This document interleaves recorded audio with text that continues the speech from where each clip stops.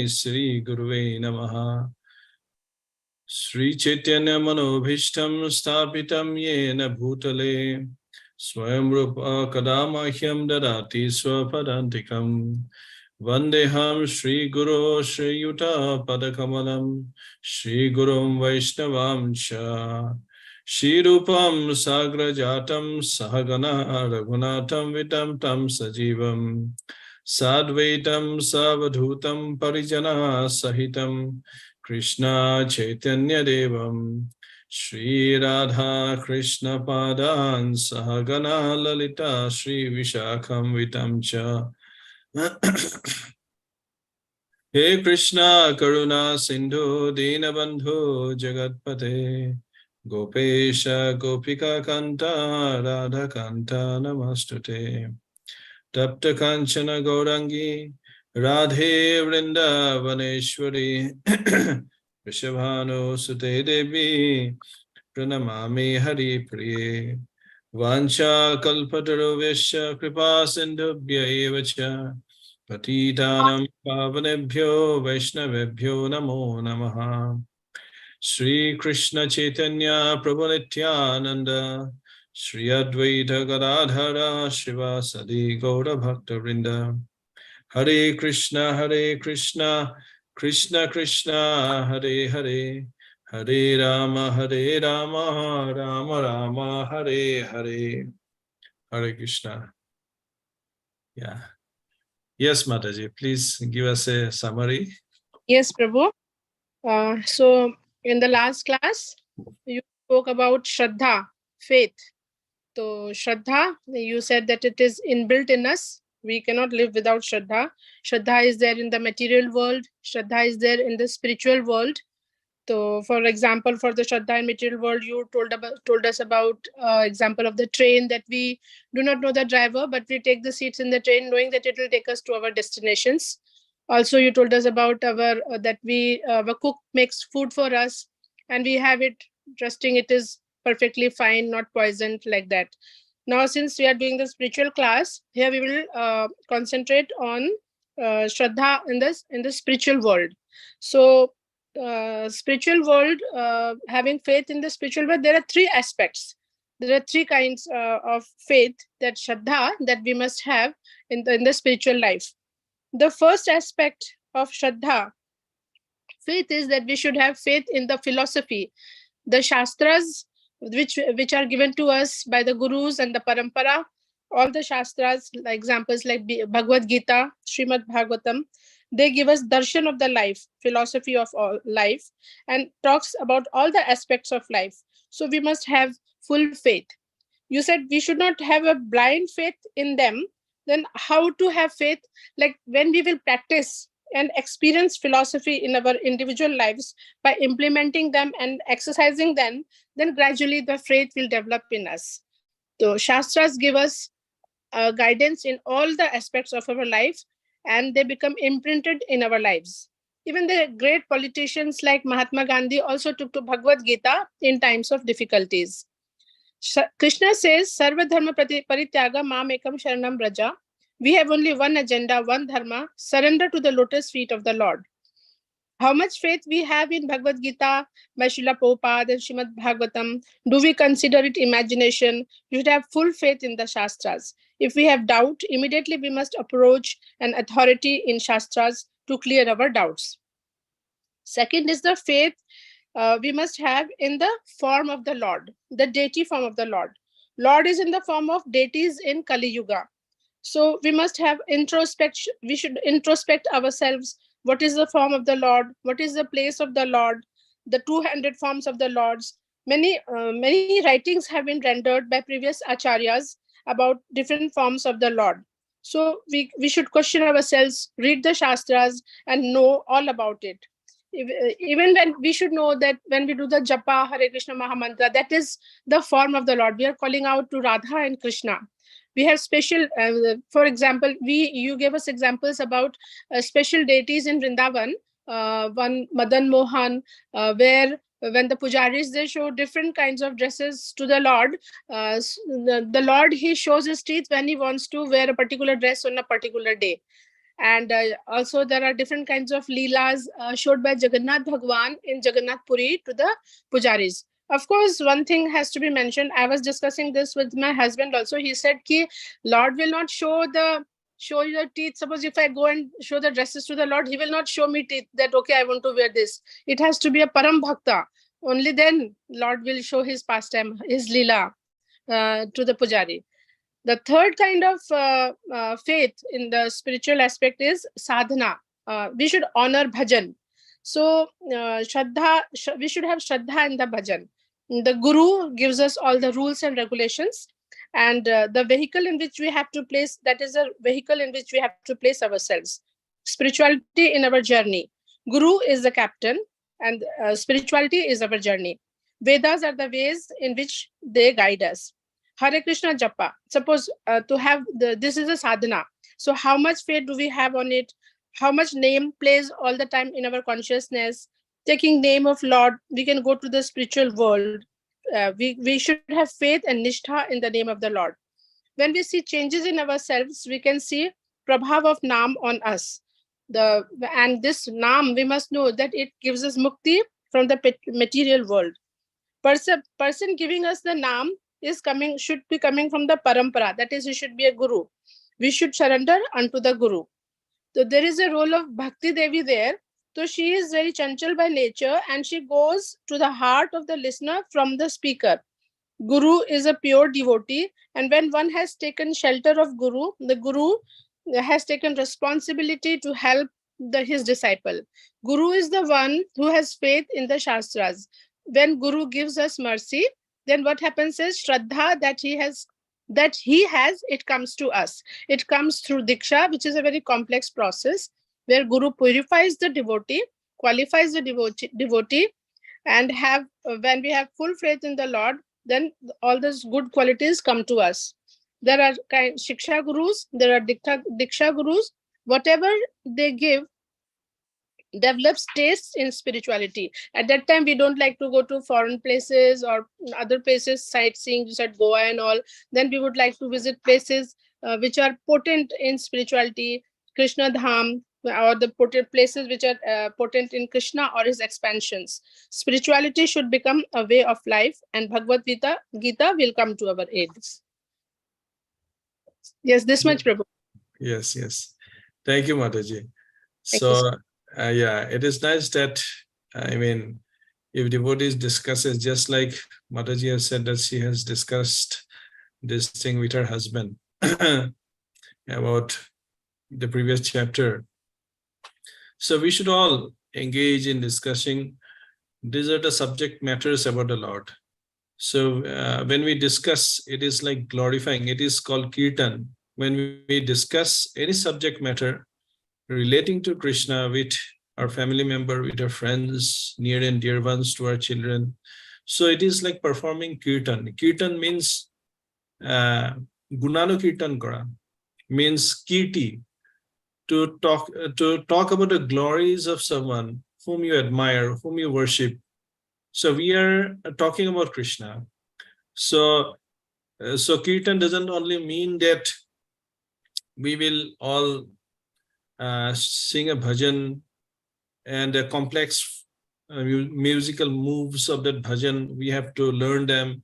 So no, simply by discussing the topics, what we read, what we hear from the Srimad Bhagavatam, from the Bhagavad Gita, is equivalent to doing kirtan.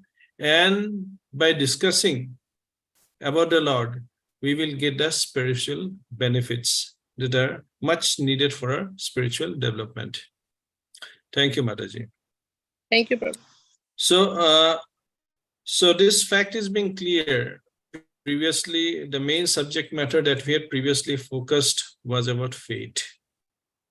So it is being clear from a previous discussion that a fate comes from a person who has fate. A person who has fate, that is the person who can give others also fate. So that means fate comes from the faithful, the person who has faith, who is very much has the faith upon the Lord. That person is has the power, has the qualification to give to others the fate. So today we are going to discuss about a very interesting subject matter. This subject matter I had been thinking of discussing previously also. It is very interesting. Why? Because we can directly relate to it. At the same time, the present time that we are undergoing, this is Adhik Mas, or Purushottam Mas. This Mas is also known as Purushottam Mas. So what are the benefits? What are the spiritual benefits in regards to this month? How we should be spending time? And how do we benefit? From what Shastra we can benefit, have the spiritual benefit? So we are going to discuss. You all must be aware that this Adhik Mas is not at all auspicious for any material activities. Adhik Mas, in Adhik Mas, you can't do any materialistic activities, like no marriage function takes place, no inauguration, no starting of business, nothing. You can't build a house. No auspicious things takes place in Adhik Mas. But at the same time, this month has been blessed by the Supreme Lord himself, even though this month has all the material disadvantages, but still for devotees, this month is the highest and the most wonderful, glorious month of all months. So therefore, this month is known as the Purushottam month. So this Bhagavad Gita, in Bhagavad Gita, I'd like to remind you all that we have previously studied Bhagavad Gita, 15th chapter of Bhagavad Gita. And this Bhagavad Gita's, this chapter is known as the Purushottam Yoga. This chapter's name is Purushottam Yoga. So in this chapter, in Shiva Puran, and in Shiva Puran, the glories of this chapter are being discussed. So it is being said that in this month, in this Purushottam month, or this Adhik Mas, we should all recite the 15th chapter of Bhagavad Gita once a day. Actually, I should have discussed everything before the month has started.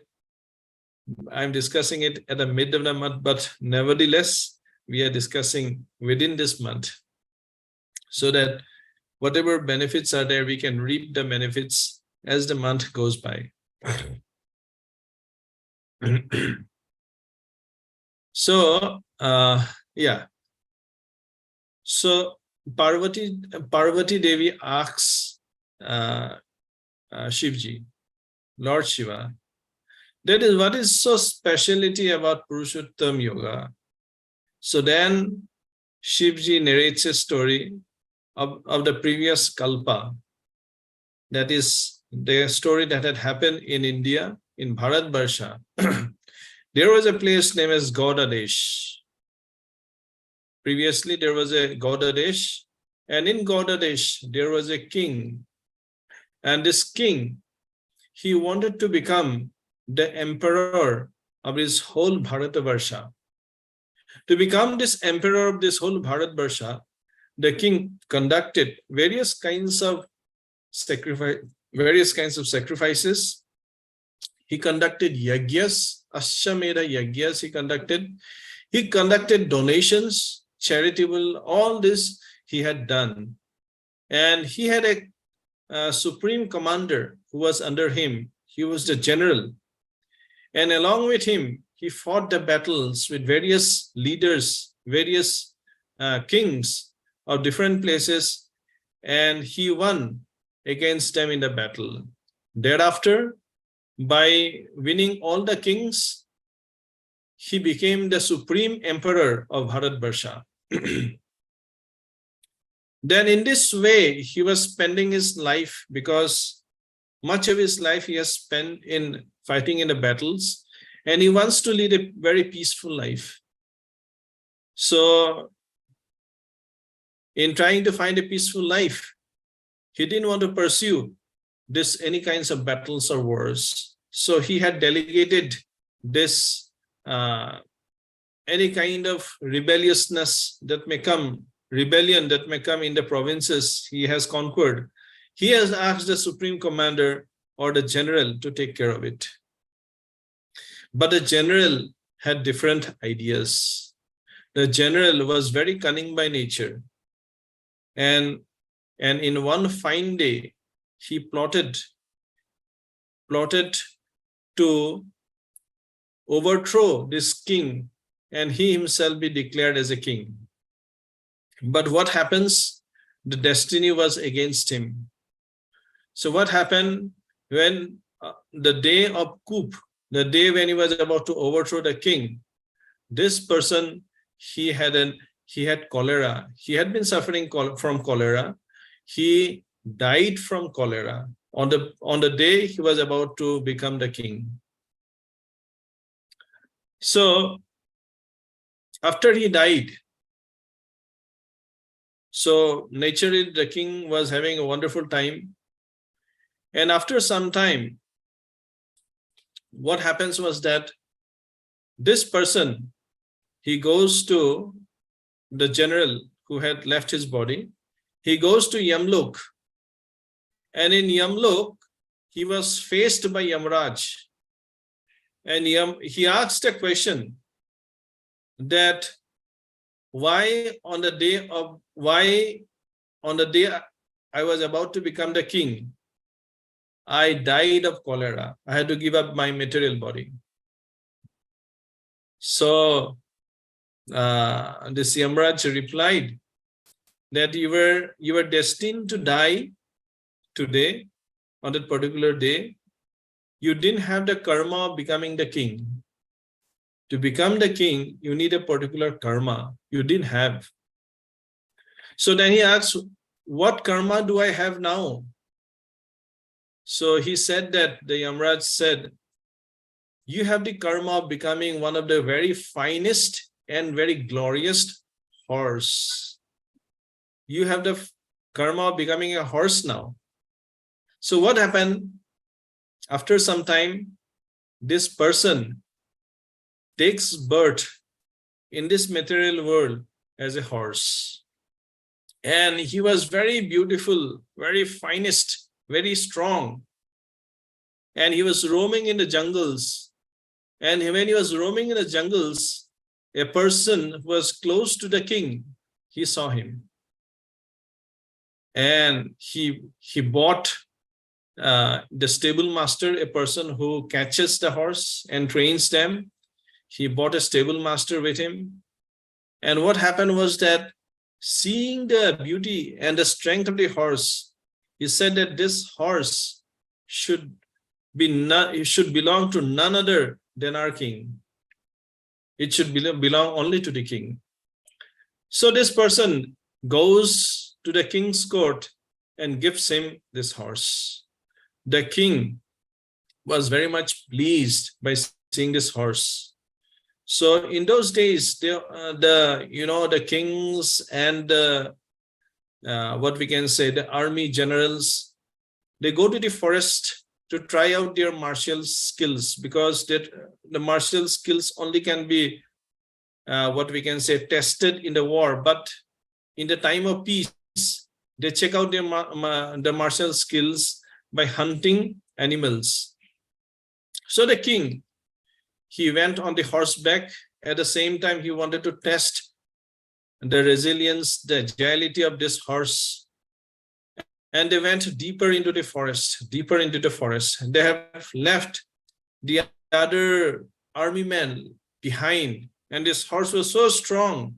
He was tired. He was tiredless. And he went deeper and deeper.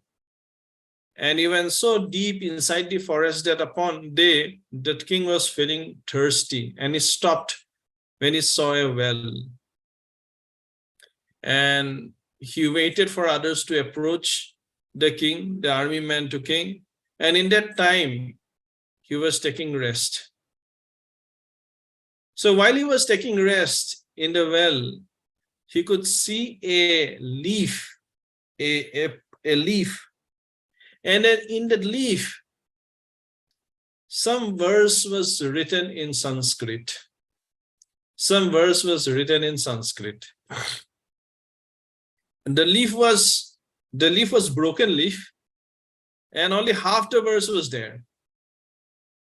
So the king, what he did was that when he saw the verse, he began to recite the half-written verse in the broken leaf.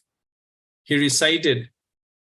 And after he recited, what happened was that the horse, he gave up his body, he became a four-armed person, and he left for Vaikuntha,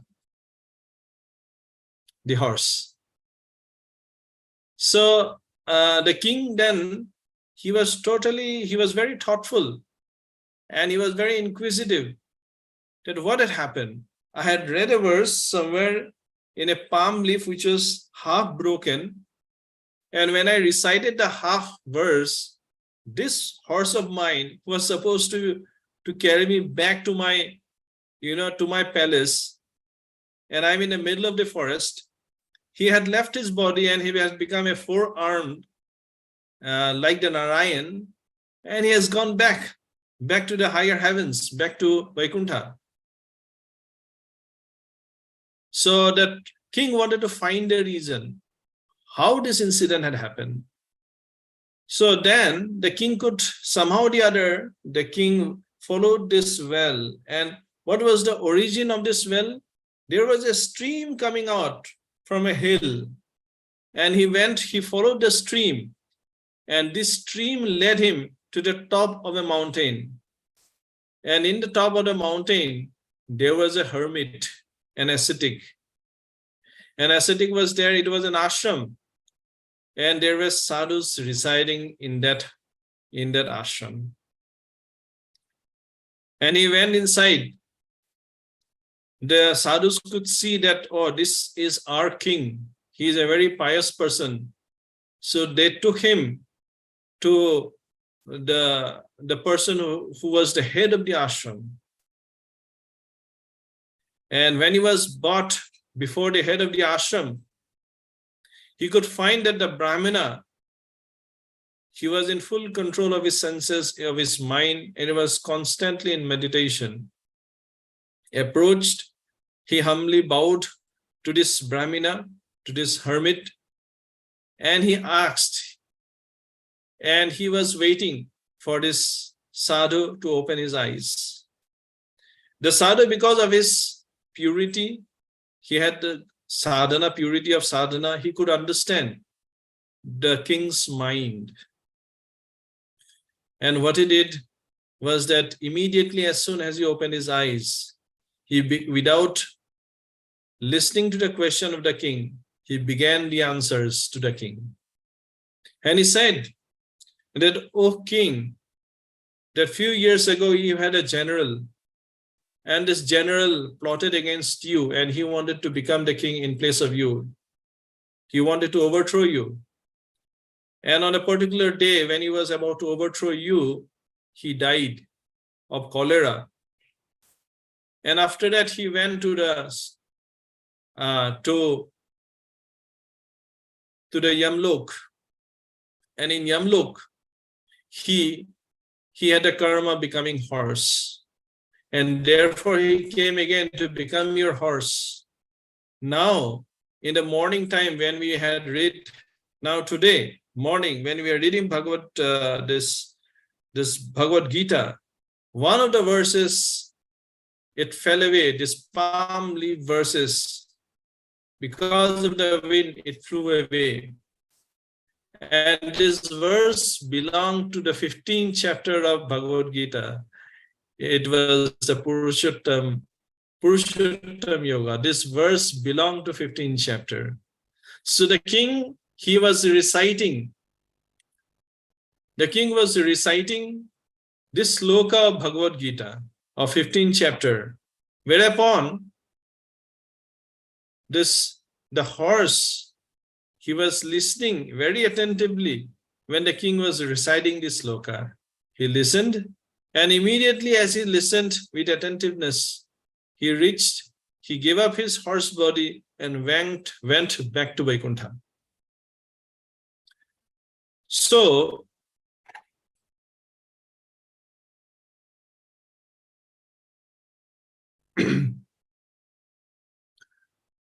so the purport of me telling this, of the glories of this chapter 15 is that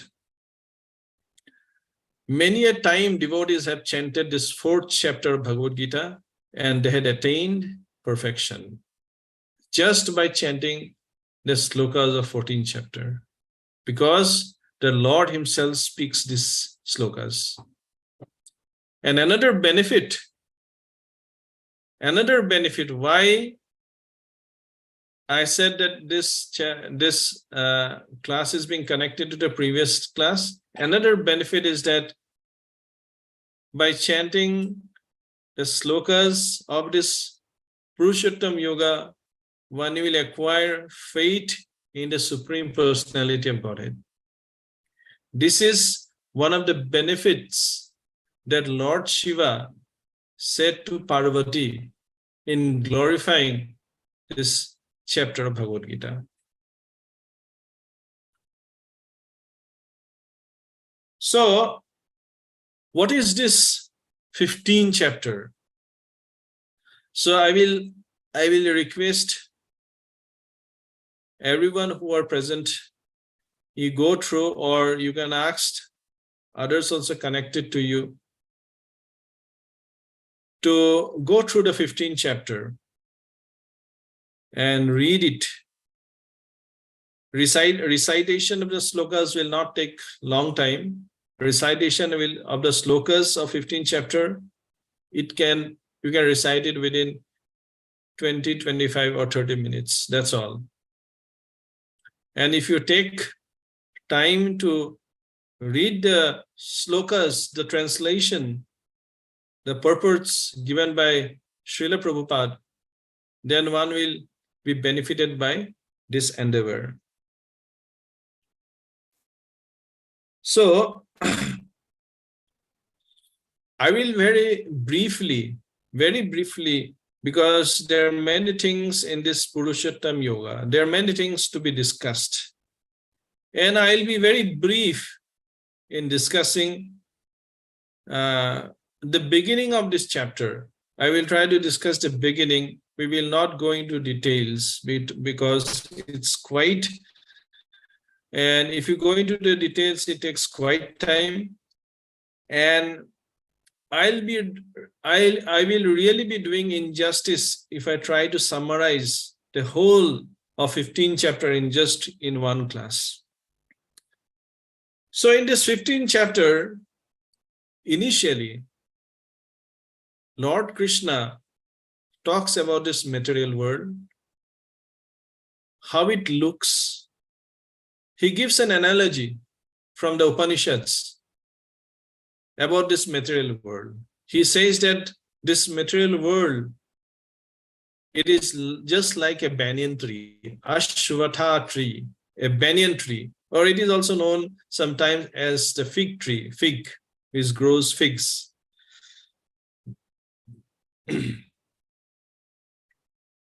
So this whole material creation is being symbolized symbolically.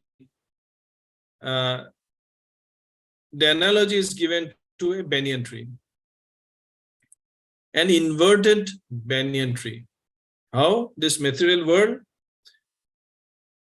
it is symbolically compared to a inverted banyan tree. The roots starts from Brahmaloka, the whole material creation. This banyan tree symbolizes this whole material creation. The root starts from Brahmaloka and it expands to the 14 planetary systems. According to our Vedic cosmology, Brahma's planet is the highest, and there are following planets. There are 14 planetary systems, and this earth falls into the middle planetary system, or therefore we say Matyaloka, or this planet is also known as the where people dies. Matyaloka means the place where people dies. So the roots starts from Brahma, so it is an inverted. The root starts from Brahma and inverted it comes down. So there are various branches that come out from the main trunk of the tree, and these branches are being compared to the planetary systems. The lower branches are compared to the lower planetary systems, the middle planetary system, and the upper planetary systems. The birds are being compared to the jivas. The birds take residence on the tree. And in the banyan tree, there are numerous birds, different birds are there. And they fly from one branch to the another. They go from one branch to the other.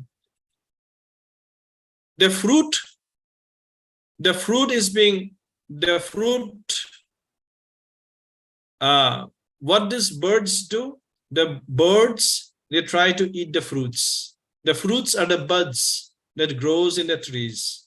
And the fruits are two types: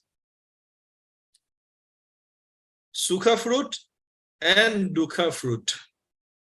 The fruits that gives happiness and the fruits that gives unhappiness. The birds try to go from one branch to another and they try to have the fruits. And they enjoy these fruits through the senses and the mind. The leaves are being compared to the fruitive activities mentioned in the Vedas. So therefore, we do various kinds of activities in this material world, wherein we try to acquire the fruits of different endeavors. This is, we can go into more detail. This is how symbolically this banyan tree is being compared to this whole material universe. Now, the second Purushottam Yoga, he says of the samsara, that is this samsara. And next is how to, the basics of our Krishna conscious philosophy is that there is detachment and there is attachment. There is detachment, this is the basic. There is detachment from this material world and the attachment to the spiritual varieties, spiritual aspects, and to the supreme spiritual person, that is Krishna. Detachment from this material world, we will talk about detachment. The subject that we are going to talk about is about detachment, because we have already discussed about attachment. In attachment, what we always had spoken about, that we should do kirtan, the glories of telling Krishna. It creates attachment to the Lord. By chanting the holy names, it creates attachment to the Lord. By visiting dhams, Vrindavan Dham, Mayapur Dham, Jagannath Puri Dham, Dwarka Dham, Tirupati Dham, and all this going to different places, we become attached to the Supreme Lord and his activities. And individually also we can be attached on a regular basis by chanting the holy names. This is how we begin to create attachment to the Supreme Lord. Now, the most important thing is that this attachment and detachment, they don't go hand in hand. This is a very important point. You see, attachment and detachment, they don't go hand in hand. They are just like North and South poles. Just like North poles and South poles repels each other They can't stay together. Similarly, attachment towards the Lord and attachment to this material world, they don't go together hand in hand.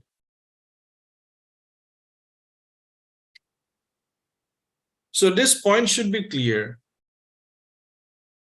What goes hand in hand is detachment from this material world and attachment to Krishna or the spiritual Lord. This goes hand in hand. But attachment to Krishna and attachment to material world simultaneously, they don't go hand in hand. Yes, this point should be clear.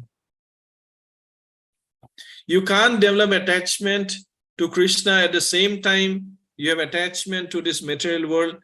This doesn't work. This will never go. If a person who has not understood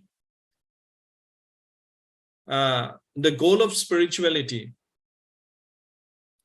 keeps on harboring attachment to this material world, that person cannot grow spiritually. Irrespective of how much endeavor, or irrespective of how much religious, or irrespective of how much spirituality or spiritual that person considers himself to be. So you see, we were talking about this inverted banyan tree. And in this inverted banyan tree, the birds are the jivas. The birds are different varieties of birds.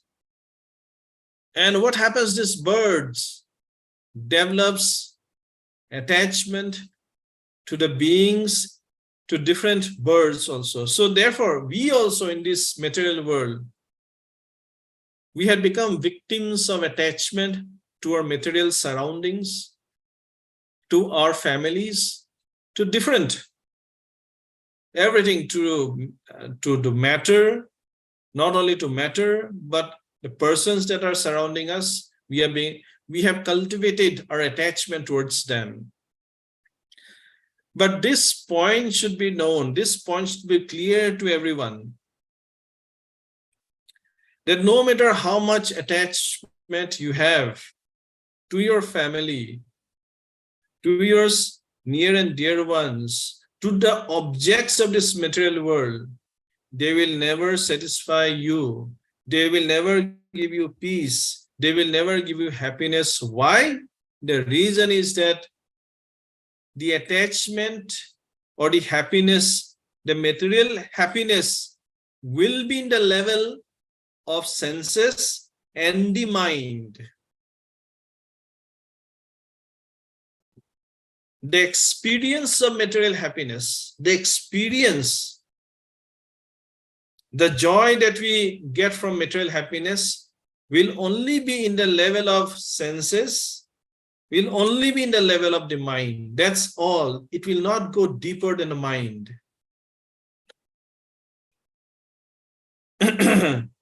So we will try to speak more about this. What is this material happiness, the joy? You see, I will give you an example. The relationship between a mother and a son. The material relationship. I'm talking about the material relationship. The son loves the mother and the mother loves the son. This exchange of love, it is known as the Vatsalya Ras, or perverted form of Vatsalya Ras. It is known as the perverted. It is not a true one. It is the perverted form of Vatsalya Ras. So rasa is being exchanged. Rasa means love is being exchanged over here in this relationship. What happens? Whenever in a relationship, there has to be two things. One is that object of relationship, and another is a subservient of the relationship. There will be a master and there will be a servant.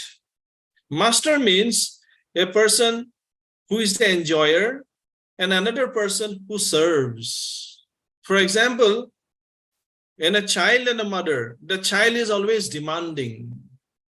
The child will say, mother, make today khichdi. Today make this luchi bhaji. Today make this payas. The child will be demanding, today I want to do this. He is the king. And what does mother does? She, even though she is elderly, she has, out of the affection for the child, what she will do? She will go and cook and she will try to get the best for the child. So here, who is the servant? The servant is the mother. And who is the master? The master is the enjoyer, is the son. Sometimes what happens? The mother also becomes the enjoyer, the master. Mother says, son, I have done my duty. Now today it's your turn. So the son will, what he will do? He will serve his mother. Sometimes in the temple we see son carrying their mothers, to have the darshan of the Lord. This in Vrindavan, we have this culture. Son carries their mother because the mother is unable to walk. So who is the servant? The son is the servant. And who is the master? The mother is. So, but in day-to-day relationship, we don't see it as a master and a servant. We don't see it. But the thing is that two masters, there cannot be two masters. For example, in a wife and a husband, the husband is the master and the wife is a subservient. The wife doesn't take the name of the husband. The wife is always the follower of the husband. But what happens? Sometimes nowadays, the wife is trying to take the equal position with the husband. Yes? So then the chemistry between the husband and wife doesn't work. One has to be, it has to be accepted. Yes, either wife is the head of the house or the husband is the head of the house. Two persons cannot occupy the same position. Sometimes we see that a husband accepts the wife as the head of the family. He takes advice from the wife. And what happens is that he serves in that position because why? He's unable to do the service of becoming the head of the family. So he's given the responsibility to the wife and the wife carries it in a very dutiful way. So then wife orders she doesn't order literally.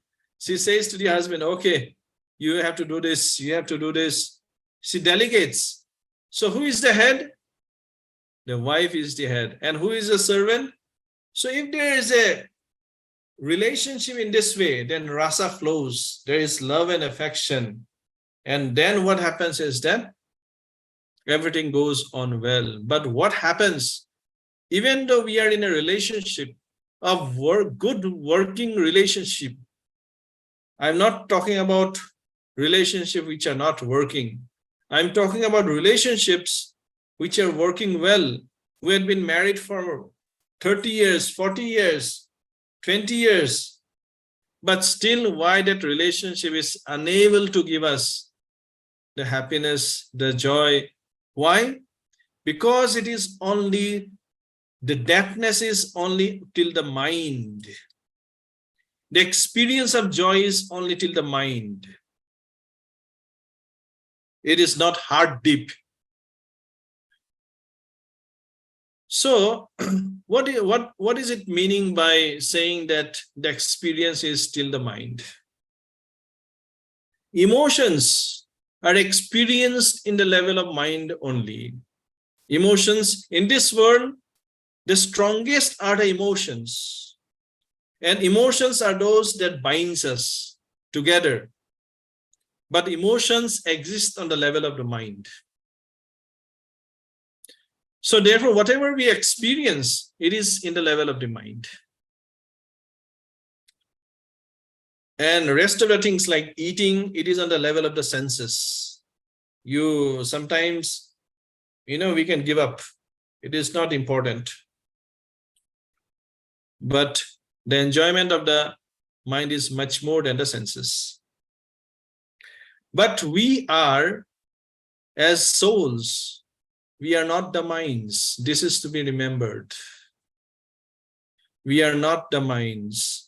The minds, the activity in the minds cannot satisfy our desires, cannot satisfy our happiness, cannot give us our happiness. Why? Because we are much more deeper than this mind. We are soul, basically our existence in soul.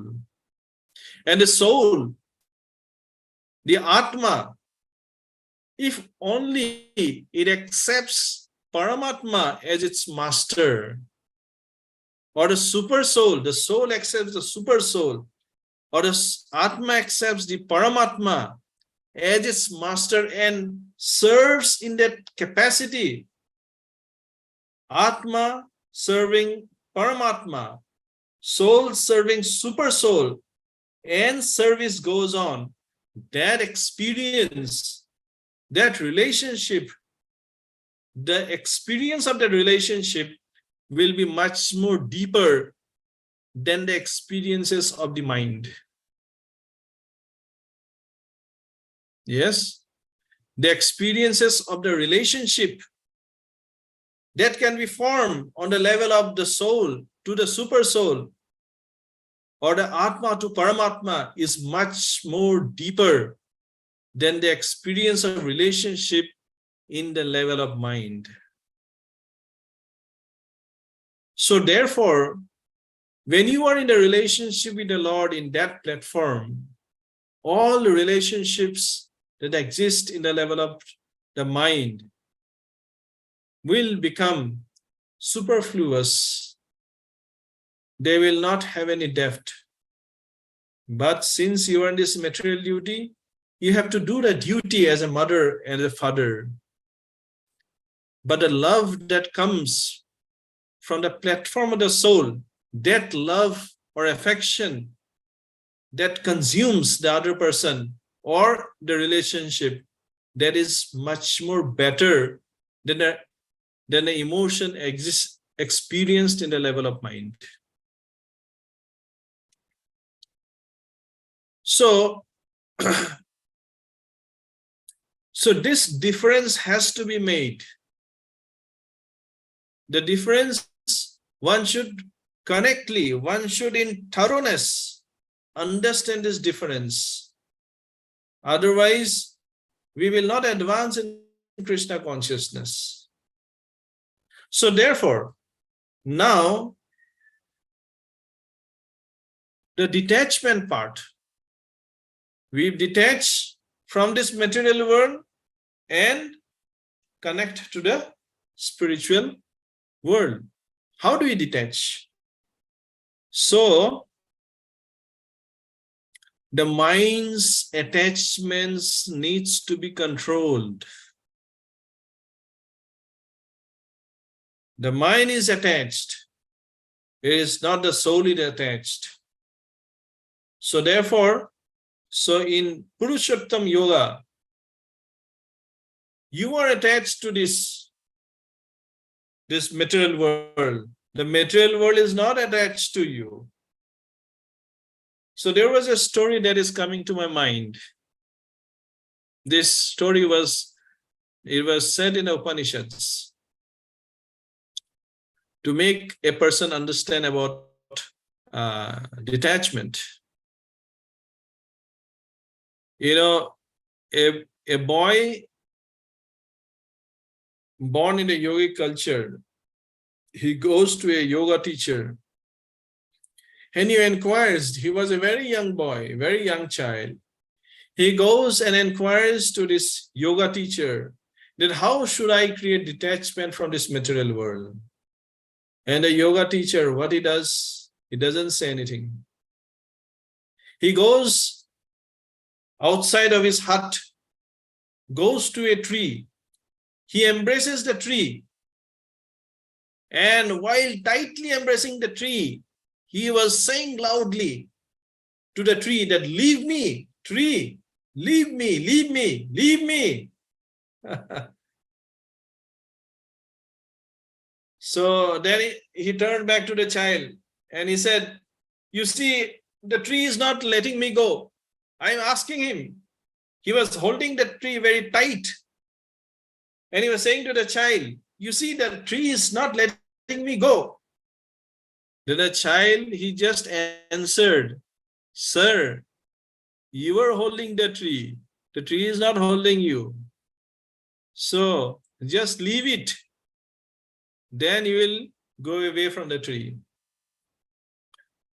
So the thing to be learned from this story is that we are holding to the material objects in a hope that they will give us happiness, joy, and peace. We are holding to the relationships in a hope that our happiness will outlive our lives. Our happiness will be consistent. It will go on and on. Peacefulness will go on and on. But you just hold on to them only by hope. This hope you have been hoping for your whole life, endeavoring everything. Today, yes, with the only hope. Whole life goes on with the hope that one day I will find something. But the hope never realizes. You don't realize the hope. The hope, it doesn't make you hopeless also. You go on hoping the whole life. I will find something. I have endeavored so much. I have toiled my whole life. I will work my whole life. I will try. But what he gets is just the joy or the enjoyment in the mental level, which will never nourish him, which will never give him any kind of satisfaction or peacefulness in life. Whatever endeavor one does, the fruit will come according to one's karma. How do you know a business will be successful or not? If the person's business is failing, then you should know that that person doesn't have the karma of doing it. So therefore, in traditional families, what do you have? Before a year starts, the mother takes the child or the son to an astrologer to check out what lies. Basically, the astrologer says what karma, good karma he has for the future, what bad karma he has for the future, so that he can avoid. Previously, I had spoken about the fruits, the good karma and the bad karma. Got the tasty fruit and the sour fruit, or the bitter fruit. So one is able to say it. So therefore, with determination, one should cut our attachment to this material world. You should cut. This material will not disappear. This material world, according to Krishna, is imperishable. Anitya. This material world is anitya. This material world will always be here. After you die, this material will be here.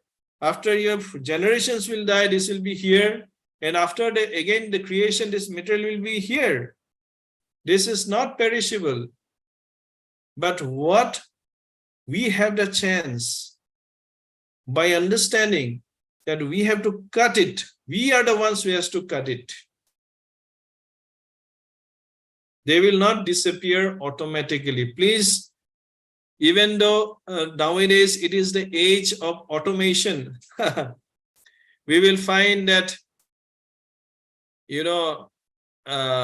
everything is being automated. The machines are taking place of the men. Men are now becoming jobless because machine had become more intelligent. Artificial intelligence is taking over. This is all over the news. But what if we are intelligent? We have to test it. How intelligent we are. What am I getting it? All this life I had endeavored, what am I getting it? You see, friends, sometimes we look out for friends. Sometimes in friends also there is a master and there is a servant. Who is a master? Sometimes we want our friends. And to have that friend, we will go to any length. We will try to give him gifts. We will try to host that person. We will try. Why? Because we want that friendship. So who is the servant? The person is serving is a servant. There is a flow. You want this friendship. Why? Because in that friendship, there is some kind of affection is there. You like to be in the company of other person. But how deep is the affection? It is only deep, mental deep. That's all. It is not soul deep. It is deep only on the mental platform. It is in a mental platform only. And this will go away. With the passage of time, this will go away. But when you develop friendly, just like the cowherds men, cowherds boys, they develop friendship with Krishna. It was the highest relishment for them. The exchange of rasa between the cowherds boys and Krishna is the highest.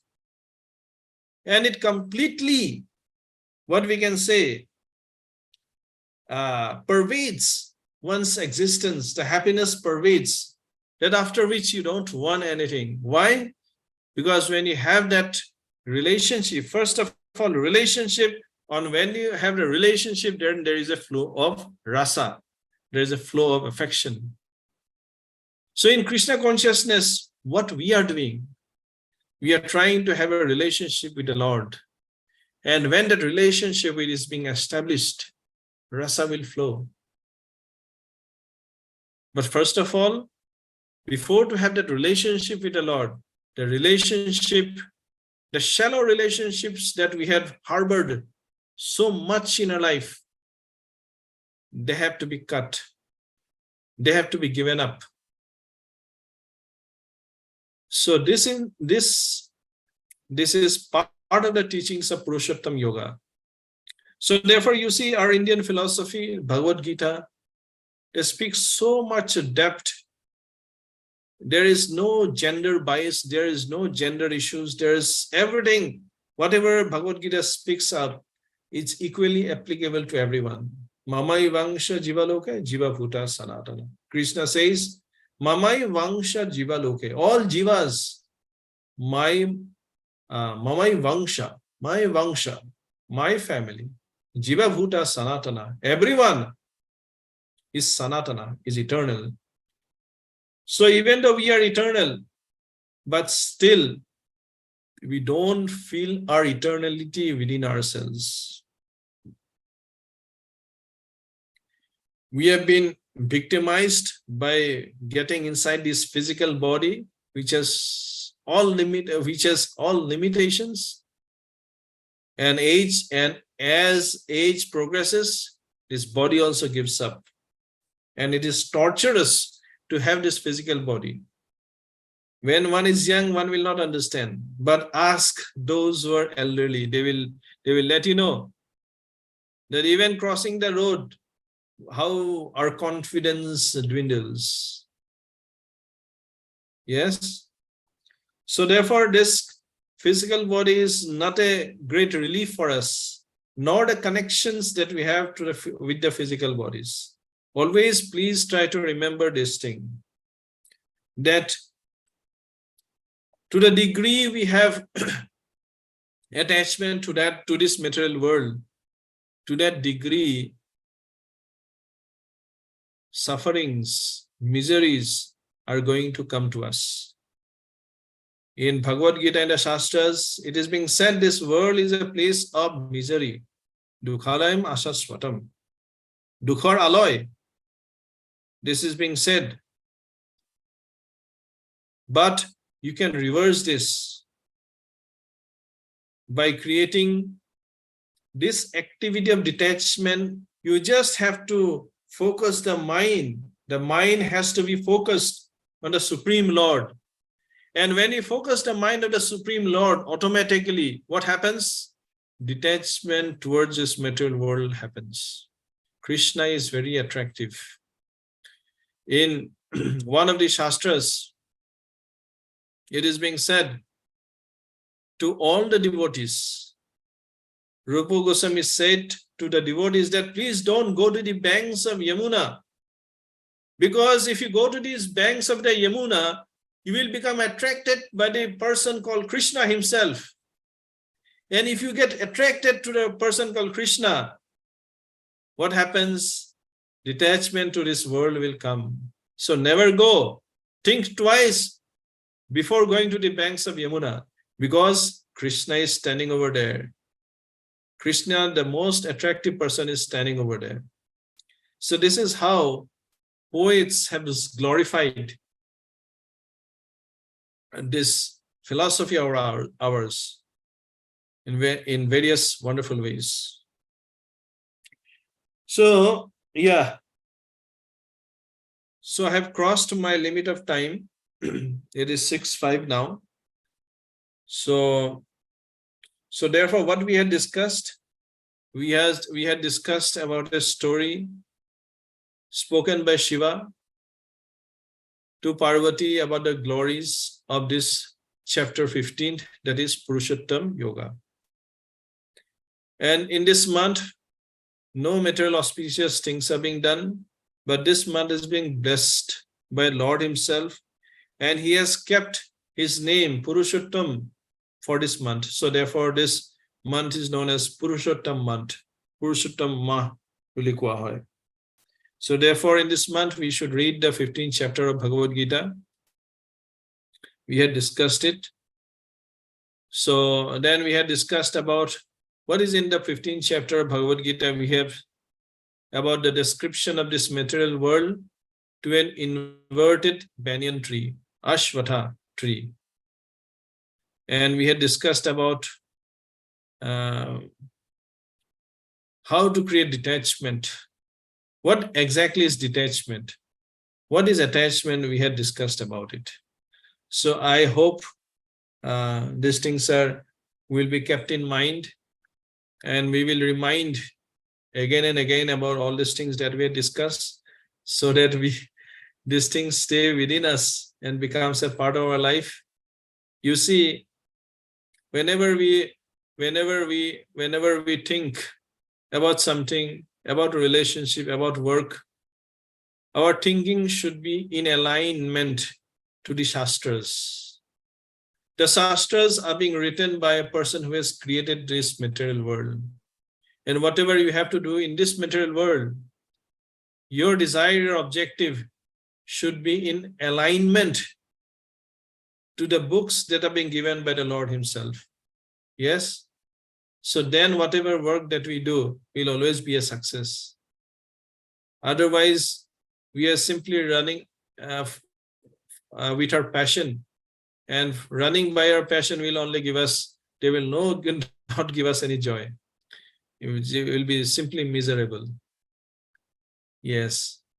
And does anyone have any questions or comments that we had discussed?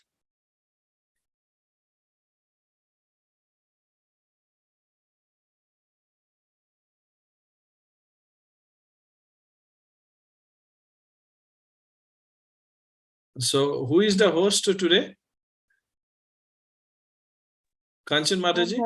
Hare Krishna. Oh, hi. So amar jodi prashno nai ami etia yate hek koru ne? ঠিক আছে ও hack করে বানানোর প্রয়োজন তো Yes. ঠিক আছে। Thank you so much. Hare Krishna.